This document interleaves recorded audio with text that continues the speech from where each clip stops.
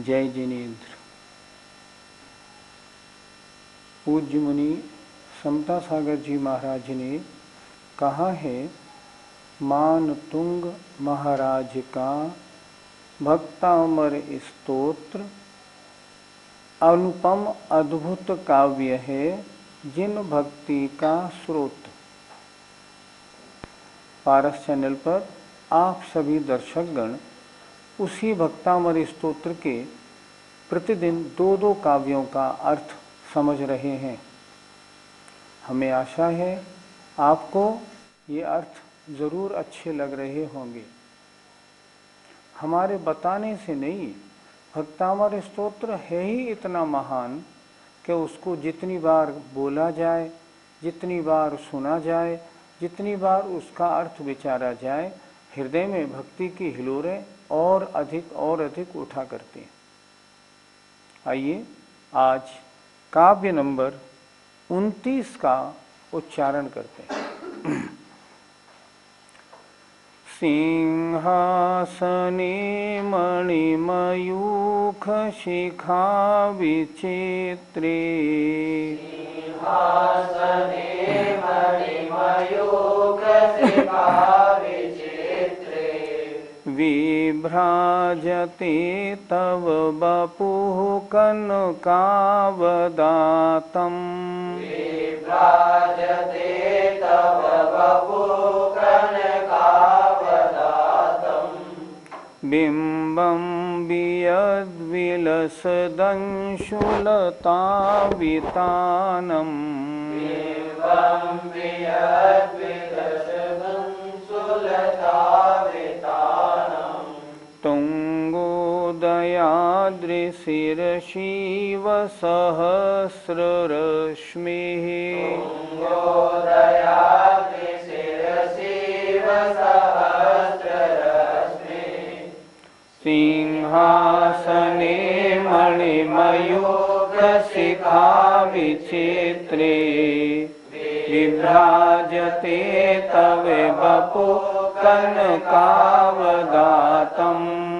बिम्बं वियद्विलसदंशुलतावितानम्, तुङ्गोदयाद्रिशिरशिव सहस्ररश्मिः। भक्तामर स्तोत्र के इन काव्यों में प्रातिहार्यों का वर्णन चल रहा है। प्रातिहार्य जो विशेष शोभा की वस्तुएं होती हैं, उनको प्रातिहार्य कहते हैं। भगवान का वैभव अनुपम अतुलनीय है। ये अष्ट प्रातिहार्य भगवान के होते हैं, अन्य के नहीं होते। अष्ट प्रातिहार्यों को हम रोज पूजा में भी बोलते हैं। दिव्य विटप, पहुपन की वर्षा, दुंदुभि आसन, वाणी सरसा, मंडल भारी, ये तुझ प्रातिहार्य मनहारी। कौन कौन से हुए?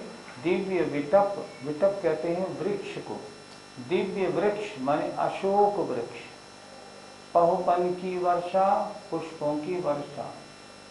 दुंदुभि, देवों द्वारा बाजों को बजाया जाना। आसन, दिव्य सिंहासन। वाणी सरसा अर्थात दिव्य ध्वनि का होना। और छत्र, चमर और भामंडल। इस तरह प्रातिहार्य 8 होते हैं।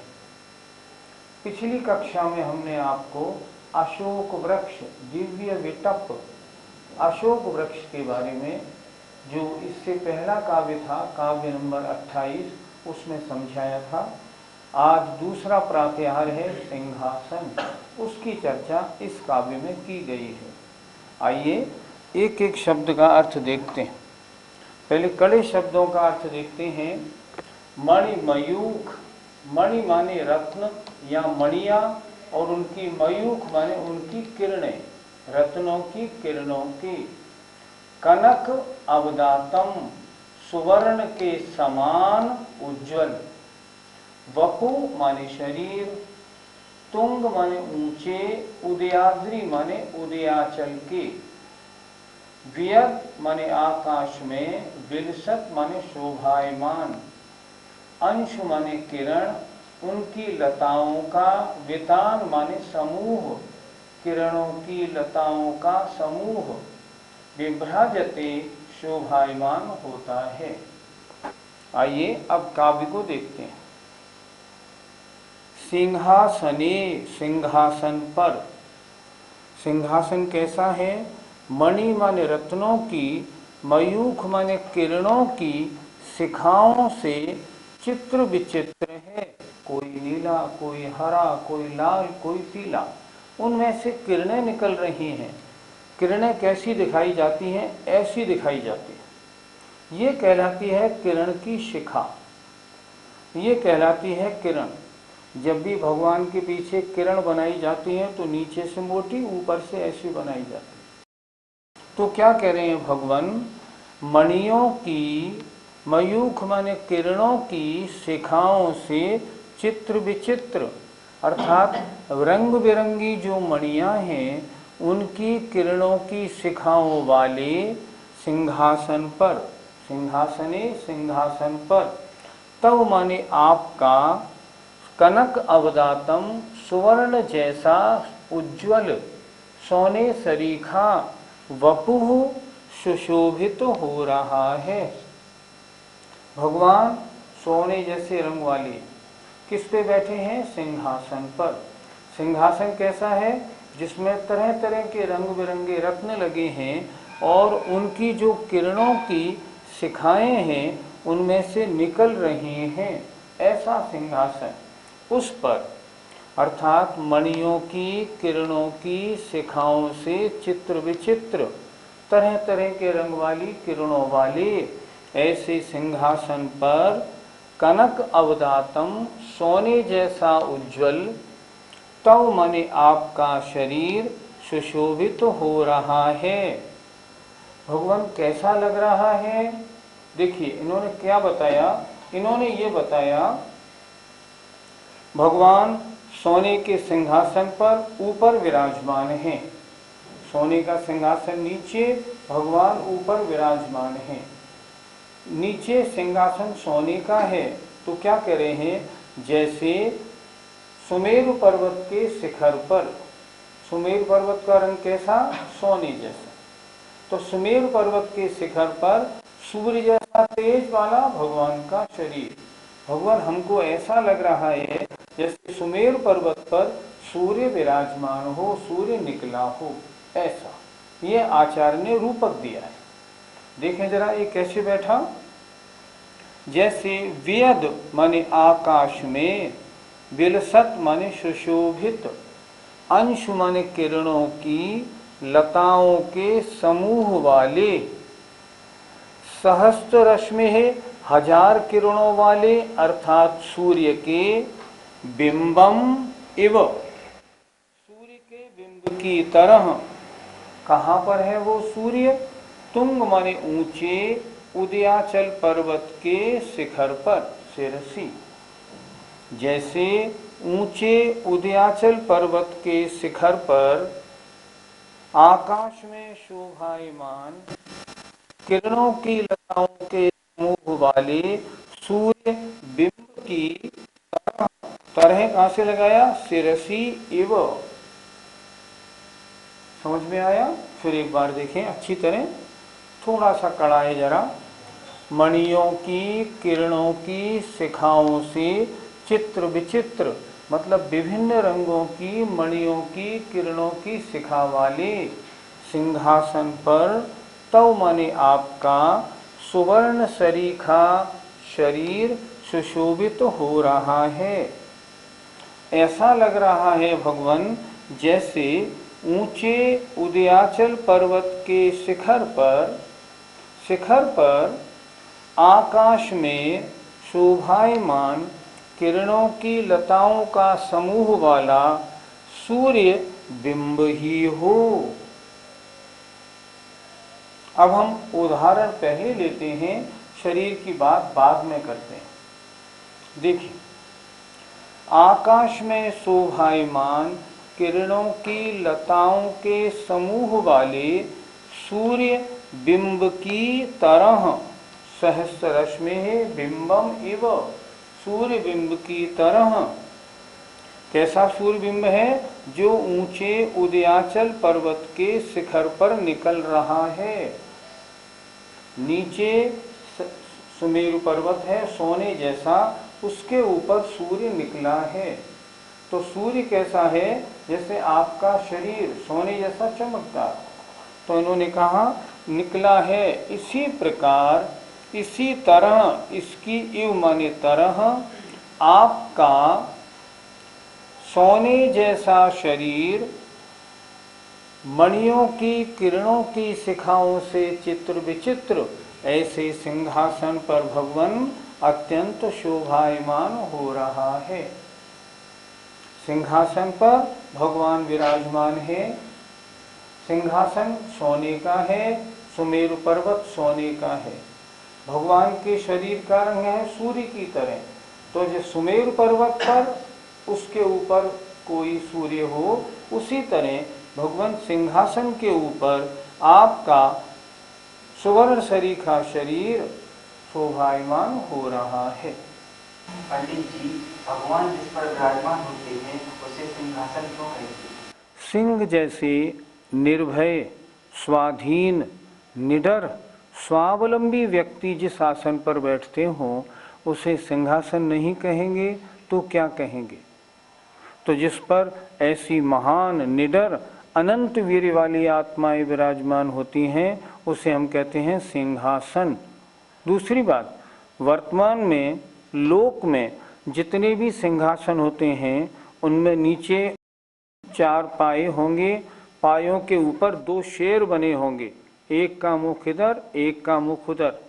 आप ध्यान से देखना, जितने भी सिंहासन बाजार में मिलते हैं नीचे 2 शेर होंगे, एक का मुख इधर, एक का मुख उधर।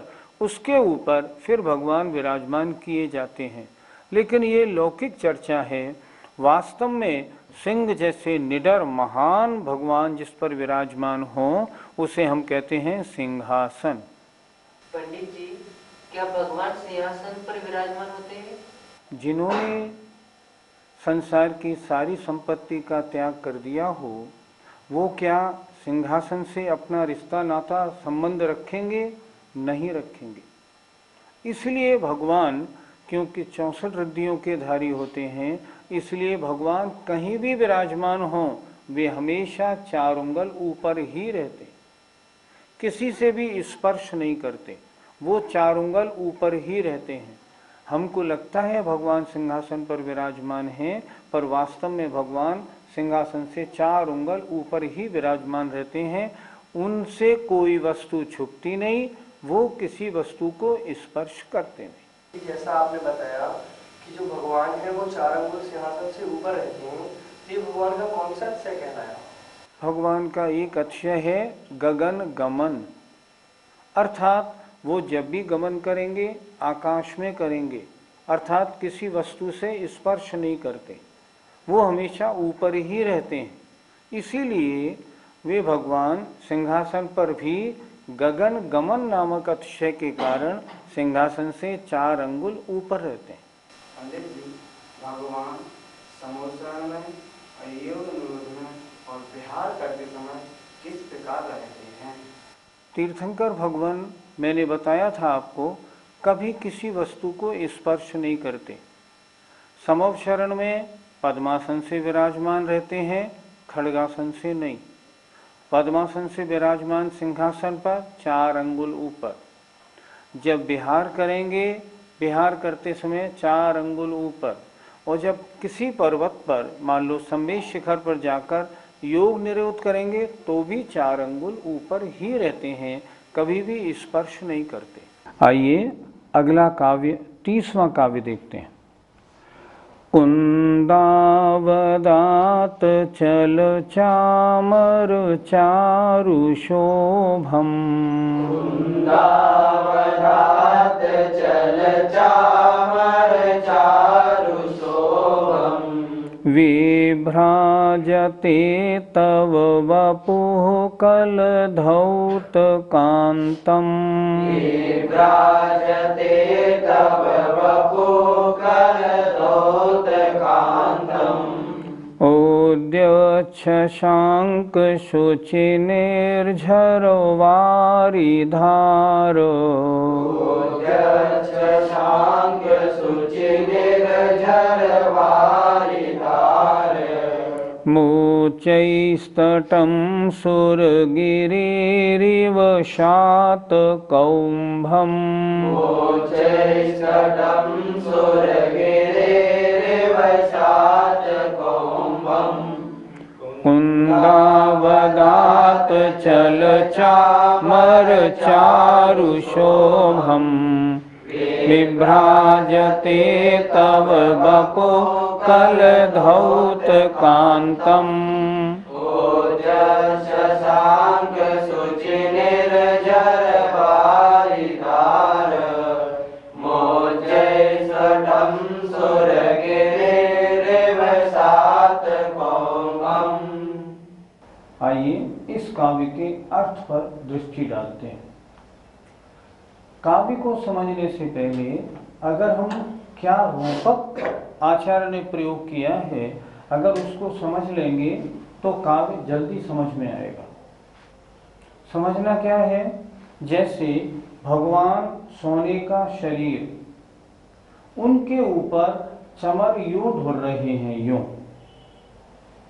आचार्य क्या कह रहे हैं, ऐसा लग रहा है जैसे सोने के सुमेरु पर्वत पर ऊपर आकाश में चमचमाते हुए चंद्रमा से पानी की धारा गिर रही हो। रूपक समझना पहले। सुमेरु पर्वत सोने का, भगवान का शरीर सोने का, सोने पर चमर ढुल रहे हैं ऐसे। तो ऐसा लग रहा है जैसे ऊपर आकाश चंद्रमा से है भगवान, चंद्रमा से पानी की धारा सुवर्णमयी सुमेरु पर्वत के शिखर पर गिर रही हो, क्योंकि सुवर्णमयी सोने जैसा भगवान का शरीर, ये रूपक। अब इसे देखते हैं। कुंद, कुंद का फूल कैसा, सफेद। देखिए क्या लिखा, कुंदावतार कुंद पुष्प के समान निर्मल श्वेत, सफेद। कलधौत माने स्वर्ण के समान, तब माने आपका, वपु माने शरीर। उद्यत शशांक उदीयमान चंद्रमा के समान। शातकौंभम सुवर्णमयी विभ्राजते शोभायमान होता है। आइए अब काव्य देखते हैं। कुंदावदात कुंद पुष्प के समान सफेद, कुंद का फूल होता है सफेद। चल माने ढुरते हुए, चलायमान ढुरते हुए। चामरों की, चमरों की। चारु माने सुंदर, शोभा वाला। आपका कलधौत माने सुवर्ण जैसी कांति वाला शरीर सुशोभित हो रहा है। फिर देखें एक बार अच्छी तरह, क्या कह रहे हैं, चमर जो ढुल रहे हैं वो है सफेद। आपका शरीर कैसा है, सोने जैसे कांति वाला। कुंद पुष्प के समान ढुरते हुए चमरों की सुंदर शोभा वाले आपके शरीर पर, शरीर कैसा है, सुवर्ण कांति वाला। अर्थात आपके सुवर्ण जैसी कांति वाले शरीर पर ये सफेद ढुरते हुए चमर, इनसे आपका शरीर बड़ा सुशोभित हो रहा है। कैसा लग रहा है, जैसे उद्यत शशांक उदीयमान चंद्रमा से पवित्र, शुचि माने पवित्र, श्वेत निर्मल झरती हुई पानी की धारा सुरगिरे सुमेरु पर्वत के शातकौंभम सुवर्ण रंग वाले उच्चैस्तटम ऊंचे तट पर गिर रही हो। सुवर्ण का तट, उस पर ऊपर से पानी की धारा चंद्रमा से गिर रही है। यहाँ सुवर्ण जैसा शरीर भगवान का, उसके ऊपर ढुरते हुए सफेद चमर, ऐसा लग रहा है। रूपक बिल्कुल फिट, बहुत सुंदर। फिर एक बार देखें, अब नीचे से चलते हैं। उदीयमान चंद्रमा से पवित्र झरती हुई पानी की धारा किस पर? सुमेरु पर्वत के, सुमेरु पर्वत सुवर्ण सरीखे सुमेरु पर्वत के ऊंचे तट पर गिरते हुए की तरह। एवं माने समान। हे भगवान, आपका सुवर्ण सरीखा शरीर ढुरते हुए कुंद पुष्प के समान चमरों की सुंदर शोभा से शोभायमान हो रहा है। आपका शरीर बड़ी शोभा को प्राप्त हो रहा है। आपके ऊपर श्वेत चमर ढुर रहे हैं। हमें ऐसा लग रहा है जैसे सुमेरु पर्वत के ऊंचे तट पर चंद्रमा से पवित्र पानी की धारा गिर रही हो। ऐसा रूपक आचार्य ने इसमें बनाया है। जहाँ भगवान विराजमान होते हैं गंधकुटी पर, उनकी चारों दिशाओं में, चार विदिशाओं में यक्षों की 8-8 की पंक्तियां होती हैं। उनमें हर यक्ष चमर ढोरने वाला होता है। कुल कितने चमर ढोरे जाते हैं? 64। फिर देखें, समव शरण में भगवान की 8 दिशाओं में 8-8 यक्ष निरंतर चमर ढोरते रहते हैं। उनका एक वैक्रियक शरीर निरंतर यही काम करता है। जब तक भगवान का समवशरण रहेगा वहाँ वे निरंतर चमर ढोरते रहेंगे। पंडित जी, भगवान के ऊपर 64 चमर ढोरना क्या बता रहा है? चमर कितने ढोरे जाते हैं? देखें, जो नारायण होते हैं अर्धचक्री, उनके ऊपर 16। जो चक्रवर्ती होते हैं 6 खंड के राजा, उनके ऊपर 32। और जो तीनों लोकों का राजा होता है उसके ऊपर 64। 64 चमरों का ढोरना ये बता रहा है ये तीनों लोकों के स्वामी भगवान हैं, इनका कोई मुकाबला नहीं। क्योंकि तीर्थंकर के बाद फिर राजाओं में नंबर आता है चक्रवर्ती का, उसके तो मात्र 32 ही हैं। इसलिए 64 चमर ढोरा जाना ये बता रहा है कि ये 3 लोक के स्वामी हैं। पंडित जी, क्या चक्रवर्ती आदि पर भी देव ही चमर ढोरते हैं? नहीं, ऐसा नहीं। देवों के द्वारा चमर ढोरने का काम सिर्फ भगवान के ऊपर होता है, अन्य किसी के ऊपर नहीं। जैसे चक्रवर्ती सबसे बड़ा राजा माना जाता है, लेकिन उसके ऊपर भी देव चमर नहीं ढोरते। ये तो भगवान का अतिशय है जो 64 यक्ष निरंतर उनके ऊपर चमर ढोरते रहते हैं। पंडित जी, ढोरे जाने वाले चमर किस कलर के होते हैं? देखो, काव्य में स्पष्ट पहले कहाँ से शुरू किया आचार्य ने? कुंदावदात। कुंद पुष्प कैसा होता है? सफेद, चांदी जैसा।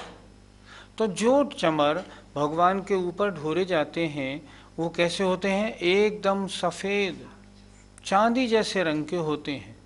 इसलिए तो काव्य में लिखा, ढुरते हुए चमर कैसे हैं? कुंद पुष्प के समान। उनकी सुंदर शोभा से भगवान आपका शरीर सुशोभित हो रहा है। और भगवान का शरीर कैसा? सुवर्ण के समान। इसीलिए इस काव्य में ये रूपक आचार्य ने दिया कि जैसा सुमेरु पर्वत सोने का, ऐसे भगवान का शरीर भी सोने का। जैसे ऊपर से चंद्रमा से झरती हुई पानी की धारा श्वेत, उसी प्रकार भगवान के ऊपर ढोरे जाने वाले चमर भी श्वेत। कैसा लग रहा है? जैसे सोने के भगवान के ऊपर, सुवर्ण सरी के भगवान के ऊपर चांदी के चमर ढुर रहे हैं। ऐसा लग रहा है जैसे मान लो सुमेरु पर्वत पर चंद्रमा से स्वच्छ सफेद पानी की धारा बह रही हो, झर रही हो। इसीलिए ये रूपक कहा गया। इस प्रकार आज दूसरा काव्य हुआ। पहले काव्य में सिंहासन नामक प्रातिहार्य का वर्णन था, और इस अगले काव्य में जो 64 चमर हैं, चमर ढोरे जाना, उस अतिशय का वर्णन हुआ। अभी तक 3 अतिशयों का वर्णन हो चुका है, शेष 5 का अब अगले दिनों में ज़रूर करेंगे। आप ज़रूर सुनिए और भगवान के ऊपर जब आप चमर ढोरें तो ऐसा अपने मन में भाव लाइए साक्षात भगवान विराजमान हैं और हम भक्ति में उनके ऊपर चमर ढोर रहे हैं। फिर देखिए आपके परिणामों की विशुद्धि कैसी बनेगी। समय आपका हो रहा है, आइए। जय जिनेंद्र।